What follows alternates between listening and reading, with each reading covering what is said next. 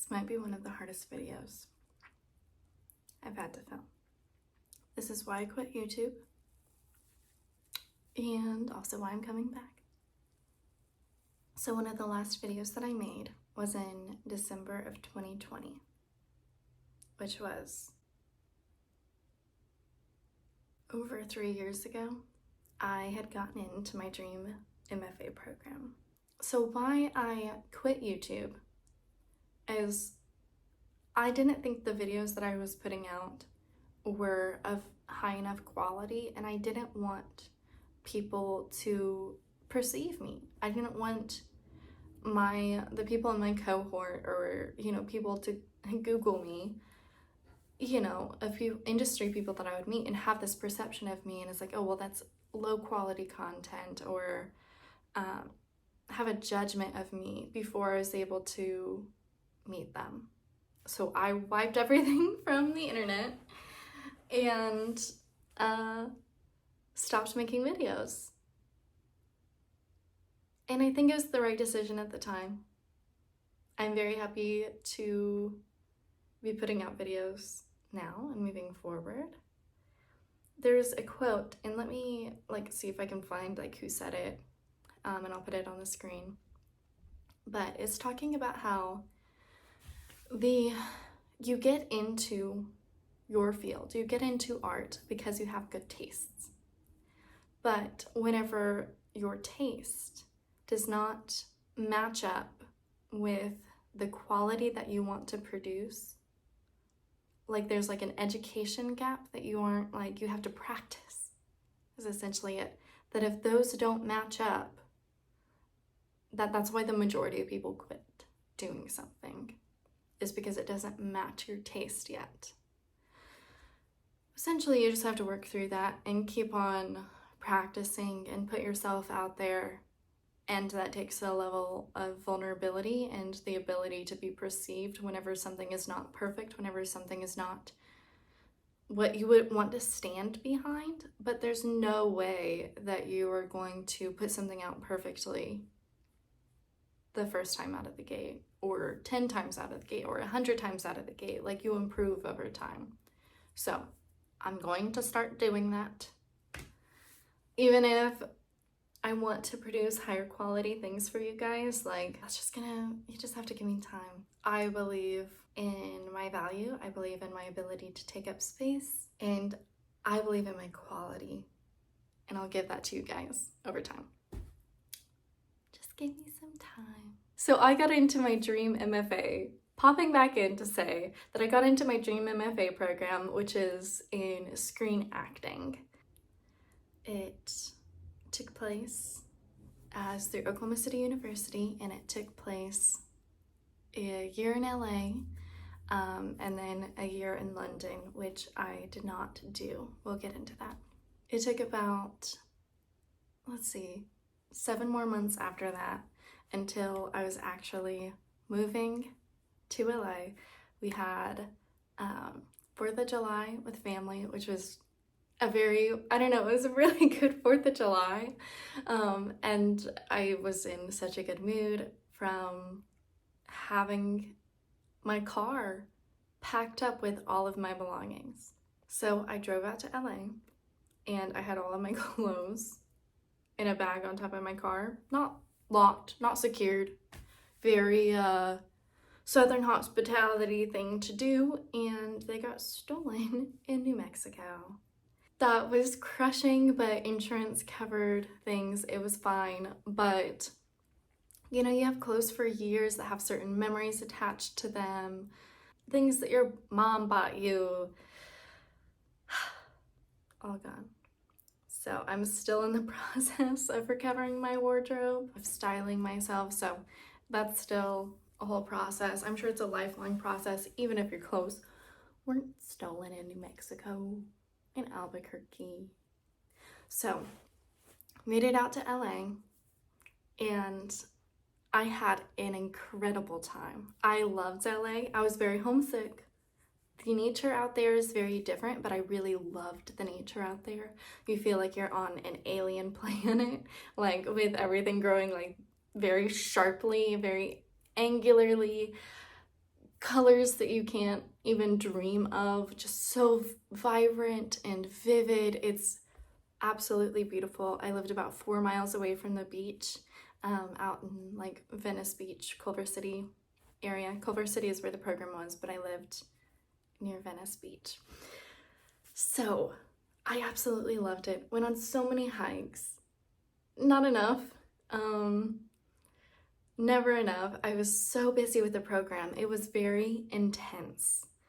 Like, it's a short program. I mean, 2 years compared to some programs are 3, some programs are 4 years long. So they're fitting a lot of information into a compact series of time. I learned so much.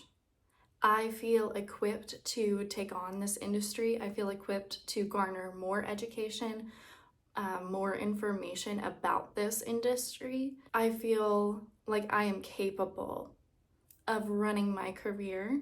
I think a lot of Hollywood sometimes is, oh, I didn't even say, so it's an, I'll add those in later. Silly goose. Back to where I was. Hollywood can be a very gate-kept industry, or at least that's like the perception of it. I've found that there are people who are very willing to give information out. You just have to find the right education sources. And with those education sources, like, you don't necessarily need the college program that I went to. You just need the proper means to the knowledge that I have. So it's a very like winding road, and I feel like with the education that I got, I am now equipped to have the career that I choose to have, that there is choice. And in Hollywood, you don't often feel like you have choice. You just take what you're given. Now, all that said, that doesn't mean that it's a wish-granting factory, but I know that through my choices, I can make things happen or not happen. I know that if I am like, I don't feel like applying for auditions, say for like a week because I'm in a bad like mental health state, or I'm focusing on family for a week, that those are jobs that I'm just not going to have available to me. Like, obviously, you don't have to be going 1,000% all of the time.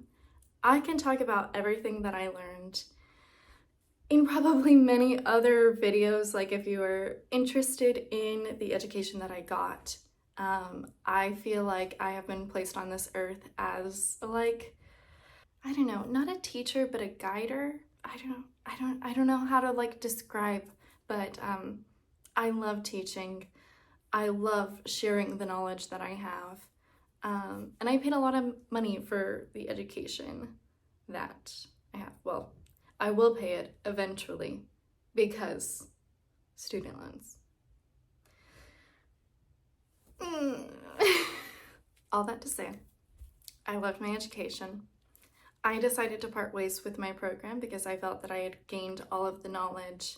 This sound like, don't get it wrong, like there's so much more knowledge to gain. I'm a lifelong learner.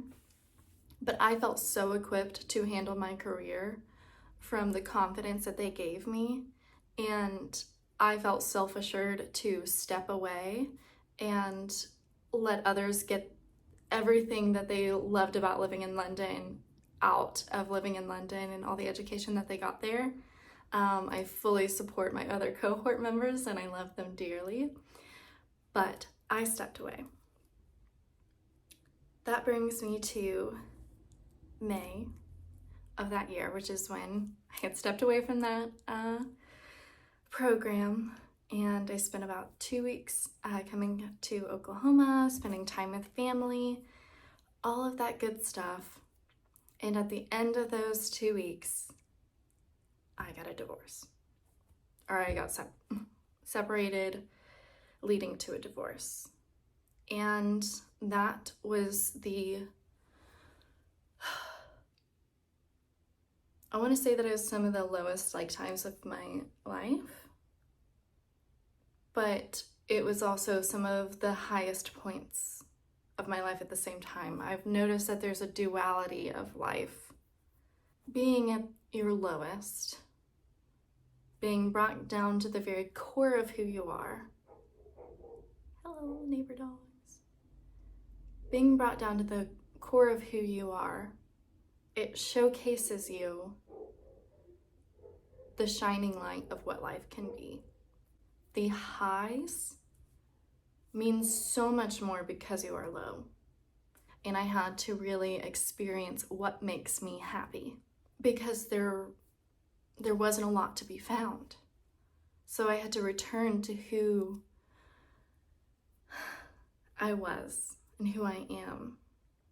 So it's like, okay, the bare minimum of what could make me happy was often going for walks. I was trying to hit 10,000 steps a day. And I couldn't put on shoes, like tennis shoes.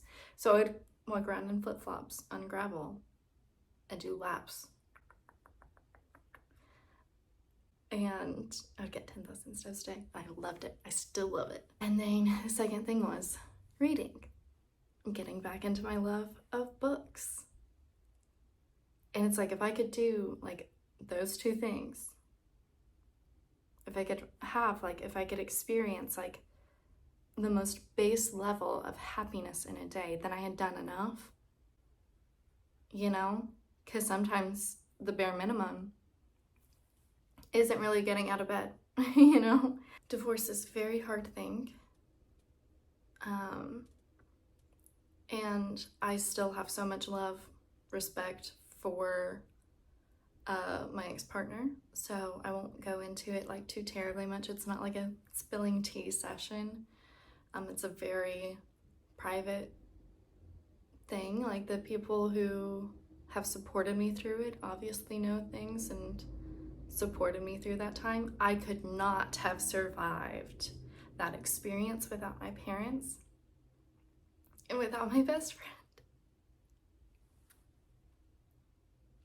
They know how loved they are. But I'll say it again, I love you guys. I love you guys very much. Just be aware that even if you haven't experienced a very hard thing in your life, you might at some point. So just love on the people who are around you, because they can literally save your life. I took a month to go and live in a tiny camper by myself. And that was, again, thanks to my parents. They helped me haul it up there, loaned it to me for that month. It's a very privileged thing to go and do. But that was one of the best months of my life. I talked to maybe like a handful of people, but otherwise, like, I was by myself. And that was a very beautiful thing. I got back in touch with myself, like I said, and just finding my love of books, and listening to very like angry woman empowerment music while I was like doing my 10K steps a day. It was a very beautiful time in my life, and one that I hope I get to experience again, like not living by myself, but feeling that rush of being alive. It was beautiful. I really made peace with what was happening, like with the divorce, and I got my personal closure, and I was like, okay, I can let go. I can be at peace. This is happening, and I'm done. I feel like I have value to myself again. I kind of want to go on a date. I kind of want to feel pretty, be, complimented, to be taken care of. So went on a date, and freaking first date I went on, and now I've been with the person for like a year and a half, which is just ridiculous after getting out of a long-term relationship. And I'm very happy in my current relationship. Things are good. I feel loved. I feel cherished. I'm at peace. Throughout that process, I tried to move back to LA, but it was way too loud. And I was still in a place of healing, and I think I jumped the gun a little fast. I moved back to Texas. It was like a week of living there, and it just was everything in my intuition told me it was not right. And everything that I've learned from the divorce is to follow your intuition. Like, your gut knows everything. I don't know. It is the way that the creator talks to you. Women have a very strong intuition. I mean, everybody, regardless of gender, has an intuition, and you have to follow that. There's no, well, there is another way. The other way is not following your intuition and getting yourself into positions that you would not have been in if you would have listened like 10 yellow flags, 10 orange flags, 10 red flags before. You saw the yellow, you saw the orange, you saw the red, but you still didn't do anything about it. Well, you get yourself into positions that can be very harmful. So follow your intuition. And my intuition said, you're not ready for LA yet. And for me, that has been the right decision. So what I'm doing right now, I fully believe is everything that I would be doing if I were in LA. And if it ever becomes clear to me that I need to physically be in LA to pursue this, then I will. I'm very happy to go back. I loved it. I still love it. So I'm still auditioning. I'm still writing. I'm still trying to connect with people. I'm still keeping up with the contacts that I have had. The only difference is my physical location. But if I were hired on for something, I'm absolutely going to be housing myself. I'll figure out the costs. If it's the right thing, it will happen. But I know financially this is more stable. I know mentally this is more stable for me to be near family and loved ones. The financial aspect is so huge. I've saved probably so much money from not paying like LA rent and prices. And also with the way the industry currently is, like, there's not a lot of advancement happening. And I don't know what advancement I would personally have if I were there. There's not been an opportunity that I've missed out on that I feel so bad about that I should be there. So I'm very, very happy with the current state of affairs. I still work very hard towards my acting career the same way I would be doing if I were physically in LA. And I mean, you can talk about like the whole like thing about like, well, if you're there, then you're really committing to yourself. You know, you're not showing commitment by not letting out there. It's like, listen, I've been committed since I was 8 years old. So that is 19 years of commitment. I don't think I need to prove it to anybody that I'm committed and serious about this career, even if it never happens. So I have been auditioning, I have been writing, all that good stuff, but I feel like the missing aspect is sharing myself and sharing my life with people. And I feel like that's another aspect of like performing, is having an audience. So I want to simulate that feeling by putting stuff out on the internet, and it's free to do. I have some video ideas, and I would love to hear your feedback if you have any ideas, but this channel is mainly going to be about my life and the branches off of it that like I find interesting. So it might adapt and change. I find acting technique and actors and films and different performances, like very interesting.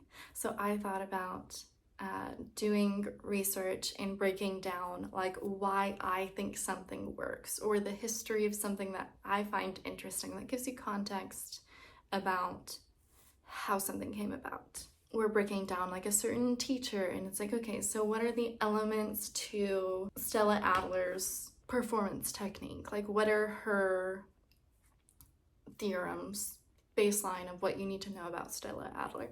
Maybe a bit about her life, who she's taught, how maybe it still influences us to this day. I don't know. I find a lot of like, say, like podcasts and blogs and things, and it's like I want a way to sort of relay that to people. This is what I learned that I think you would find interesting, and here's the means to go and procure that information for yourself. You might get different things from it, but sort of like there's something called like Read the Dailies or something like that, and it's a gathering of information. Love Get Ready With Me's, I love vlogs. I also thought it would be fun to maybe like show my acting like a little bit, just as like a self, I don't know, adulation sort of thing of like, okay, well, maybe do like a few self-tapes for you guys, just performing something and putting it out there in the world.